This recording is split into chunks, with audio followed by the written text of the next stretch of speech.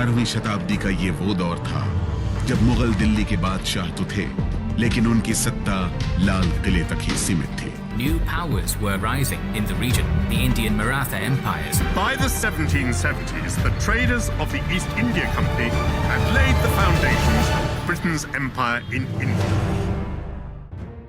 मराठा साम्राज्य के संस्थापक शिवाजी महाराज के बढ़ते साम्राज्य को देखकर आदिल शाही सल्तनत डर गई थी। शिवाजी महाराज की लड़ाई ना किसी धर्म के विरुद्ध थी, ना किसी रिजन के। उनकी लड़ाई सिर्फ अन्याय के विरुद्ध नए स्वराज के निर्माण के लिए थी।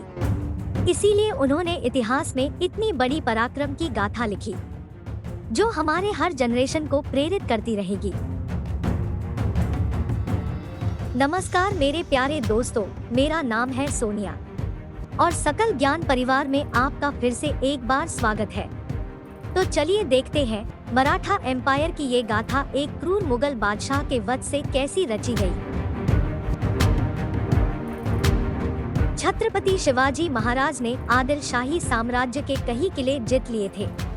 उनके पराक्रम के किस्से सुनकर आदिल शाह की बेगम यानी कि बीजापुर की राजमाता की रातों की नींद हराम हो गई थी। आदिल शाह के मौत के बाद उनकी पत्नी ने यानी बड़ी बेगम ने राज्य की डोर संभाली थी।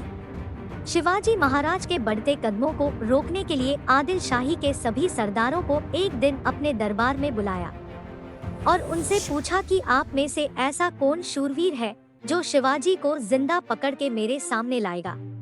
सभी जानते थे शिवाजी महाराज जैसे बुद्धिमान का मुकाबला करना उनके बस की बात नहीं है, क्योंकि ताकत का और बुद्धि का मुकाबला कभी नहीं हो सकता।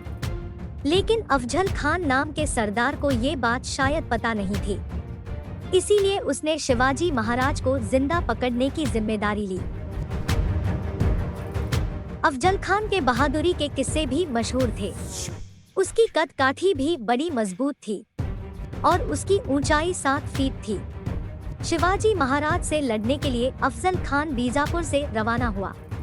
शिवाजी महाराज के पास सिर्फ 6000 घोड़सवार और 7000 सैनिक थे, तो दूसरी तरफ अफजल खान के पास 12000 घोड़सवार, 1000 की पैदल सेना, 15000 शस्त्रधारी, लगभग 100 हाथी, 1200 ऊंट और 200 तोफे थी। लेकिन शिवाजी महाराज का नाम इतिहास में ऐसे ही सुनहरे अक्षरों में नहीं लिखा गया। किस दुश्मन के साथ कौन सी युद्ध नीति अपनानी है, ये बात वो अच्छी तरह जानते थे और उन्होंने गनिमी कावा युद्ध नीति का इस्तेमाल करते हुए अपनी सारी सेना प्रतापगढ़ के आसपास मौजूद जंगलों में तैनात कर दी, जहां अफजल खान के हाथी, ऊंट, घोड़े और तोफे बेकार थी। जब अफजल खान को ये पता चला शिवाजी महाराज अपनी सेना के साथ प्रतापगढ़ के पास पहुंच गए हैं, तो वो भी उस दिशा में निकल पड़ा। रास्ते में उसने काफी तबाही मचाई। उसने कई गांव उद्ध्वस्त कर दिए, महिलाओं पर अत्याचार किए और तो और तुलजापुर के देवी के मंदिर को भी तोड़ दिया। शिवाजी महाराज को ये सुनकर गुस्सा तो बहुत आ रहा था, लेकिन वो सही समय की प्रतीक्षा कर रहे थे। शिवाजी महाराज को खामोश देखकर अफजल खान ने अपने वकील कृष्णाजी भास्कर कुलकर्णी के हाथों शिवाजी महाराज को एक संदेश भिजवाया कि जो भी किले उन्होंने आदिल शाही सल्तनत से जीते हैं उन्हें वो वापस कर दे और अफजल खान से वो माफी मांगे। जवाब में शिवाजी महाराज ने भी अफजल खान को खत लिखा और उस खत में ये दिखाया कि वो अफजल खान से डर गए हैं और उनसे काफी गलतियां हुई है, उसके लिए उन्हें अफसोस है। साथ में उन्होंने अफजल खान को ये भी कहा कि वो उनसे माफी मांगने के लिए तैयार है, लेकिन उसके लिए उन्हें मतलब अफजल खान को ही शिवाजी महाराज के पास आना होगा। ये पत्र मतलब शिवाजी महाराज का अफजल खान पर पहला बुद्धिमानी हमला था, जो आगे चलकर अफजल खान पर भारी पड़ने वाला था। अफजल खान ने शिवाजी महाराज की बात मान ली और वो मुलाकात करने उनके पास आने के लिए राजी हो गया। उनकी मुलाकात की जगह और शर्तें तय हुई। ठीक प्रतापगढ़ के नीचे मुलाकात के लिए एक शानदार शामियाना बनाया गया। दोनों अपने साथ 10 अंगरक्षक लेकर आए थे, जिनको मुलाकात के वक्त शामियाने के बाहर खड़े करने की बात तय हुई और ये भी तय हुआ अंदर मुलाकात के वक्त दोनों के साथ सिर्फ उनके वकील ही मौजूद होंगे। 30 नवंबर 1659 का सूरज उगा। अफजल खान अपने 10 अंगरक्षकों के साथ शामियाने में दाखिल हुआ।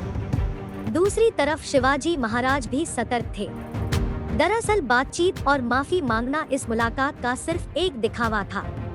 अफजल खान तो शिवाजी महाराज को मारने का ये मौका नहीं छोड़ने वाला था। तो दूसरी तरफ शिवाजी महाराज भी अपने दुश्मन की सोच से एक कदम आगे थे। उन्होंने पहले ही बचाव के तौर पर अपने कपड़े के नीचे लोहे का चिलखत पहना था और उंगलियों में वाघ नख नाम का शस्त्र छिपाया था। वाघ नख मतलब शेर के नाखून। जब ये हाथ में पहनकर मुट्ठी बंद की जाती है तो ये शस्त्र बिल्कुल नहीं दिखता और समय आने पर इसका इस्तेमाल किया जा सकता है। शामियाने में दाखिल होने पर अफजल खान शिवाजी महाराज को गले मिलने के लिए आगे बढ़ा। गले मिलने के पीछे अफजल खान का मकसद शिवाजी महाराज को दबोचना था। 7 फीट के अफजल खान ने 5.5 फीट के शिवाजी महाराज को कसके पकड़ा और उन पर अपनी खंजर से पीठ पर हमला किया। लेकिन शिवाजी महाराज ने पहने चिलखत की वजह से अफजल खान का ये वार खाली गया और उसी समय शिवाजी महाराज ने पलटवार किया। अफजल खान के पेट में जोर से अपने वाघ नख को घुसेड़ दिया और पेट फाड़कर उसकी अंतड़ियां बाहर निकाल दी। अफजल खान की चीख की आवाज सुनते ही उसका अंगरक्षक सैयद बंडा शामियाने में घुसा और उसने शिवाजी महाराज पर हमला किया। लेकिन उसी वक्त शिवाजी महाराज के अंगरक्षक जीवा महाला ने ये वार रोककर सैयद बंडा को मार गिराया। जीवा महाला की इसी कामगिरी से मराठी में एक कहावत प्रसिद्ध हुई कि होता जीवा म्हणून वाचला शिवा, मतलब था जीवा इसलिए बच गया शिवा।